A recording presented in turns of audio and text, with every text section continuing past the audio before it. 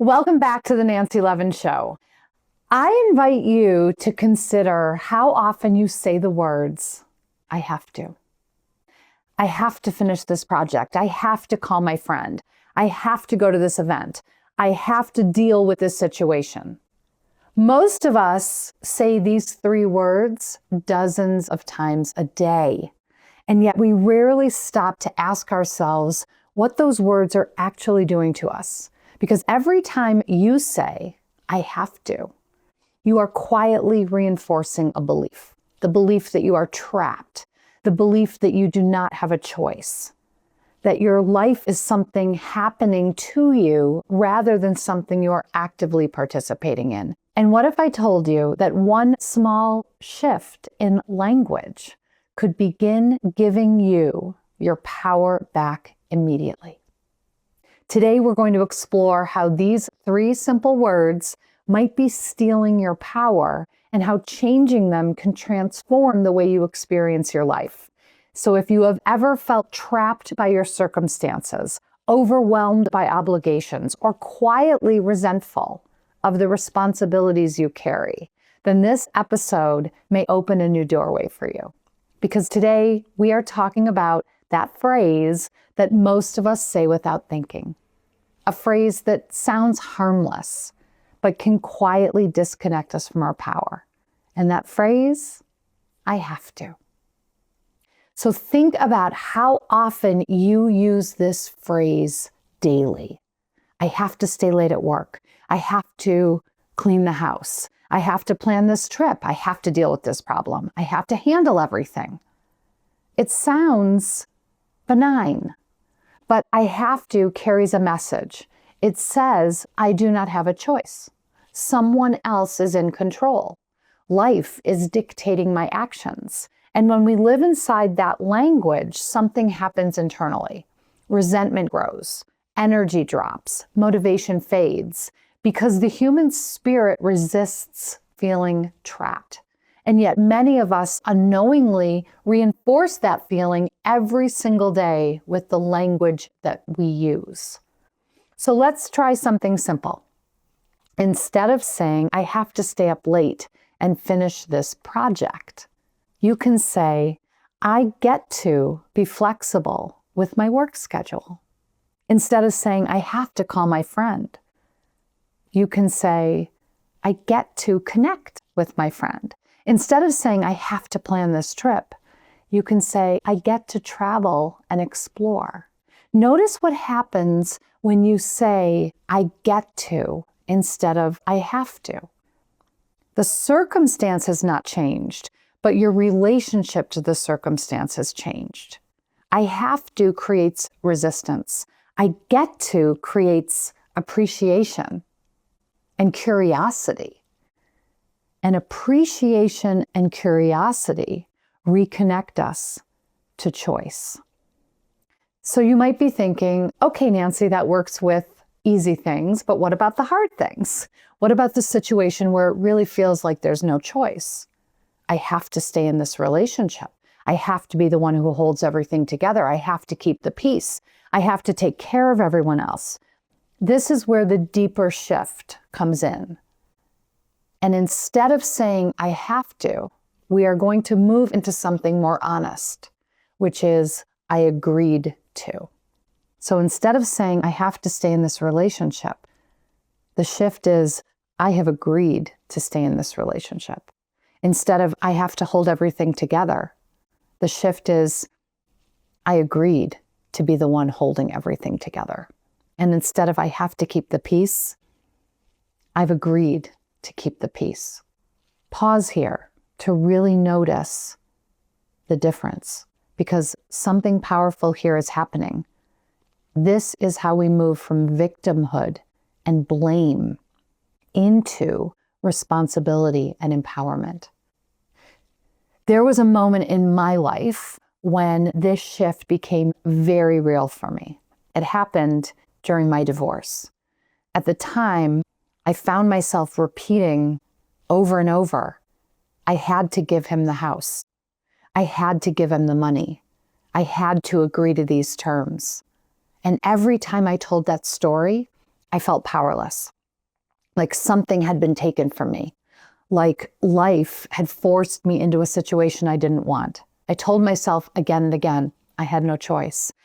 And then one day I caught myself saying I had to give him, and something inside of me stopped, because the truth was something very different. The truth was not that I had to. The truth was that I agreed to. No one forced my hand onto those papers. No one made me sign. I sat there, I held the pen, and I said yes. I signed the agreement. I agreed to give him what he received in the divorce. And when I allowed myself to say that out loud, I agreed to give him, I stopped telling the story that I was powerless. Instead, I recognized that I had made a choice. Now, let me be clear. It wasn't an easy choice. And I would even go so far as to say that at the time I made the choice, I thought it was the only choice. I did not have the self-confidence or the sense of self-worth to stand up for myself and say no. So I said yes. It didn't feel good. It didn't feel fair, but it was a choice I made. And recognizing that gave me my power back. Because if I agreed, then I can actually learn how to choose differently in the future. And that realization was incredibly liberating. Most of us cling to this phrase, I had to, because it protects us. If we had to, then we're not responsible. If we had to, then we do not have to face the fear that shaped the decision. But the moment we say, I choose to, I agreed to, I get to, we step into responsibility. And responsibility is not punishment. Responsibility is freedom, because responsibility reconnects us with our authenticity and our alignment. So before we continue here, I want to share something with you. If this conversation is stirring something inside of you, if you're recognizing places in your life where you've been operating from obligation, where you have been saying, I have to, where you may have lost connection with your own sense of desire and worth and value, I want you to know you're not alone. So many people reach a moment in life where they realize they've been living according to expectations, responsibilities, and agreements they made a long time ago, without ever stopping to ask themselves what they truly want now. And this is exactly why I created Reignite Your Spark. This is a free 5-day challenge, a completely free experience where over the course of 5 days, I guide you through powerful exercises and reflections designed to help you reconnect with yourself, your truth, and your sense of possibility. Inside the challenge, we explore how to reconnect with what lights you up, how to recognize the invisible agreements shaping your life, and how to begin making choices that align with who you're becoming. So again, if this is resonating with you, join me at nancylevin.com/spark. nancylevin.com/spark. It's completely free, and I will see you in your inbox. Okay, moving on. I want to invite you here into a moment of reflection. Think about a situation in your life where you consistently say, I have to. Maybe it's your job. Maybe it's a relationship. Maybe it's a family role that you carry. Now ask yourself a different question. What agreement did I make here? Even if the agreement was unconscious, even if it was made years ago, even if it was made out of fear, there was still a moment when you participated. And recognizing that participation is the first step toward reclaiming your power. Recognizing your agreements does not mean you have to change everything immediately. You do not need to burn your life down. You do not need to make a dramatic decision tomorrow.